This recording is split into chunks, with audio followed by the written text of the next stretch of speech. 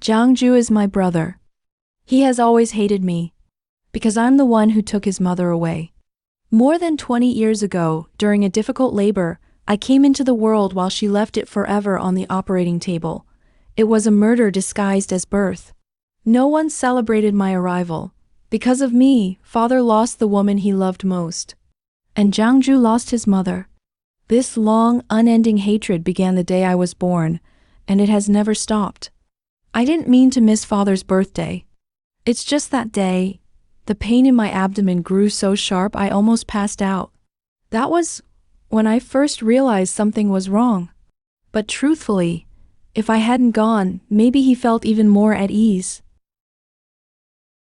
Jiang Ju didn't reach out to me again. I stood outside the company building, drawing in a deep breath. After graduation, I joined his company. Climbing up from the very bottom, I rose step by step, yet no one ever discovered our relationship. In fact, I saw him less often than most of the staff. A senior executive had just resigned last week. The replacement would be announced this Monday. Everyone said it had to be me. At least before I got the diagnosis, I thought so too. I bumped into a colleague in the hallway. She gave me a cheerful wave, then leaned in with a grin. "Mianji, when you get promoted, don't forget to treat us to dinner." I lowered my eyes and smiled. "It's not set yet. Who else could it be?" She linked arms with me. "Out of everyone, you're the most capable." When I stepped into the meeting room, Jiang Ju was already there. Our eyes met for a brief second. And just as quickly, he looked away like I was a stranger. "Good morning, Director Jiang."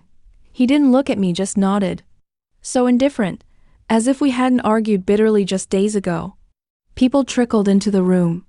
Jiang Ju cleared his throat, and my colleague nudged me, winking. I lowered my gaze to avoid her eyes. Then a familiar name cut through the air. Tang Yuchu. She walked in, slim and graceful, her smile still as gentle as ever. Jiang Ju stood beside her, introducing her to the room. Miss Tang just returned from overseas. She'd be taking over the deputy manager position. Some people instinctively turned to look at me. I averted my gaze and looked toward the stage, at Tang Yuchu's beaming face. The air seemed to freeze for a moment. Something unspoken rippled beneath the surface.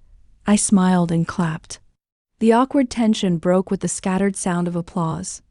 Tang Yuchu met my eyes, her gaze soft, her brows curved in a familiar smile. 4. The scent of coffee was overwhelming in the break room.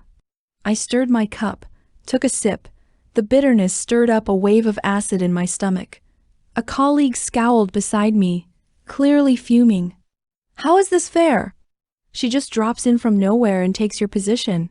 She might as well carry a banner that says nepotism. Mianji, aren't you angry? That job should have been yours.